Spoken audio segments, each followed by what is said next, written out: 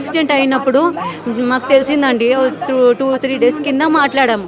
ఎట్లున్నావు రా చందు అంటే ఏమంత మంచిగా ఉంది అక్క అంటే ఎక్కడున్నా అంటే బయటనే ఉన్నా, రావడానికి టైం పడుతుంది అక్క అని అన్నాడు. మేము వచ్చి చూస్తామంటే బయట ఉన్నాక వస్తా అన్నాడు. అంతే అక్క, ఇంకా మళ్ళీ నేను ఫోన్ చేస్తా అని చెప్పాడు. అంతే, వాడు అదే మాట. అంత ఫీల్ అయ్యామండి చాలా. ప్రతి వారికి మా సీరియల్ మా తమ్ముడు వస్తున్నాడని ప్రతి ఒక్కరికి చెప్పేవాళ్ళం తెలుసా. ఇప్పుడు వాడే లేకుండా పోయిన మా మనసు చాలా ఇదైపోతుందండి. మేము చెప్పుకోలేని మేము ఆమె మధ్యలో మేమేమి ఇన్వాల్వ్ కాలేదండి. ఆ పవిత్ర అనేది మాకు మొన్ననే తెలిసింది.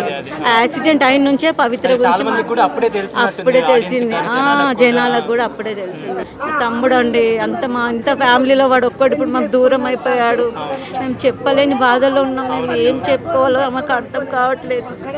చిన్న పిల్లలు ఉన్నారండి, వాడు పిల్లలు నన్ను చూసుకోలేదు. ఆ పవిత్ర అని పవిత్ర మైకంలో చనిపోయాడు మా తమ్ముడు. కారణం పవిత్రేనండి, పవిత్రే. అది చచ్చింది కాక మా కొడుకుని తీసుకొని పోయింది. అది పోతే పోయింది, ఆమె పోయిందేదో పోయింది. వీడు కొంచెం వాళ్ళ పిల్లలు భార్యను చూసుకోవాలి కదా. వాడు ఏమనుకున్నాడో, ఏం నిర్ణయించుకున్నాడో. ఈ కట్టు కట్టుకొని వచ్చిండు. కుట్లు వేసుకున్నావా చంద్రకాంత్ అంటే, నాకు కుట్లు వద్దన్న పిన్ని, నేను నా ముఖం పేస్ ఖరాబ్ అవుతుంది అని అంటే, పోనీ స్కానింగ్ అన్నా తీసుకోయ్యా అంటే, తీసుకుంటా రేపు పోతా నేను అన్నాడు. తీసుకుంటా రేపు తీసుకుంటా అంటే, మరి నువ్వు వెళ్ళకి ఇంజక్షన్లన్నా తీసుకో, గోళీలు వేసుకున్నావా అని అడిగినాం. అని అడిగితే మా పాప ఇంజక్షన్ ఇయ్యనికి పోతే ఆయన వెళ్ళిపోయాడు. ఈ పిల్లలతో బాగుంటాడు, పిల్లల్ని మంచిగా చూస్తాడు. పిల్లలు బాగా అంత మా పెద్ద తమ్ముడు పిల్లల్ని కూడా బాగా చూసుకుంటాడు. పిల్లల వల్ల ఏం ప్రాబ్లం లేదండి. ఆమె వల్ల జీవితం నాశనం చేసుకున్నాడు మా తమ్ముడు.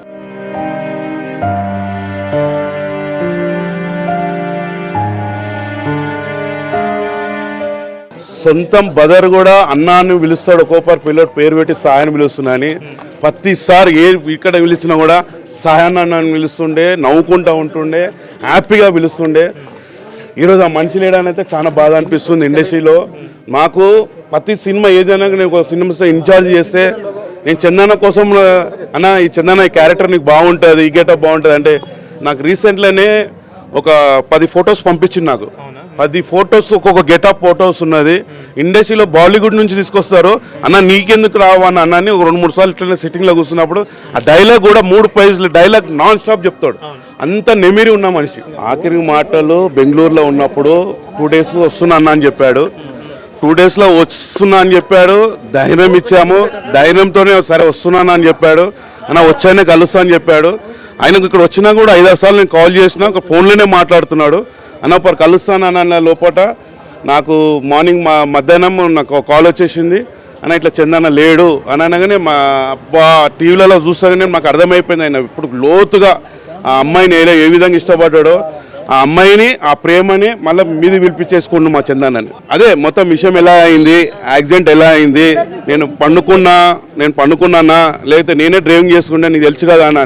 మేము ఎక్కడెక్కడైనా ఫంక్షన్స్ ఎక్కడైనా బయట ఎక్కడ పార్టీలకు పోయినా కూడా మ్యాక్సిమం ఆయన డ్రింక్ వేసినా ఆయననే డ్రైవింగ్ చేస్తాడు. ఈ వదినతోని నేను 2-3 ఫంక్షన్కి వచ్చాము. ఈ వదినతోనే ఉంటున్నాను మాకు తెలుసు. మాట ఈడితో చాలా ప్రేమతో ఉండే, చాలా హ్యాపీ బర్త్డేలు అయితే చాలా గ్రాండ్గా చేసేయండు, చాలా ఉండే. ఆయన రాతలో ఈమె కూడా ఉన్నదేమో ఈ విధంగా అయింది. సరే ఇక్కడ కూడా మెయింటైన్ చేసి అక్కడ కూడా మెయింటైన్ చేస్తారు అనుకోని తర్వాత మా ఫ్రెండ్స్ చాలా మంది అనుకున్నారు అని ఈ విధంగా అవుతుంది, అట్లా యాక్సిడెంట్ అవుతుంది అని మనతో అనుకోలేదు. లోతుగా ఉన్న ప్రేమనే ఈ మనిషిని కూడా తీసుకొని వెళ్ళింది. లోతుగా వెళ్ళిపోయాను. ఆయన ఎవరినైనా సరే, ఎవరైనా మాలాంటి ఫ్రెండ్స్ని కూడా ప్రాణం ఇస్తాడు. ప్రేమి లేక ఫ్రెండ్గా లేకపోతే ఆయన ఇచ్చేస్తాడు. ఆయనతో నచ్చిందంటే ఆయన ఏ విధంగానైనా ఫోన్ అయినా పిలిపించుకొని ఆ అమ్మాయితో ఆ విధంగా ఉండి ఈ విధంగా తీసుకుపోయింది.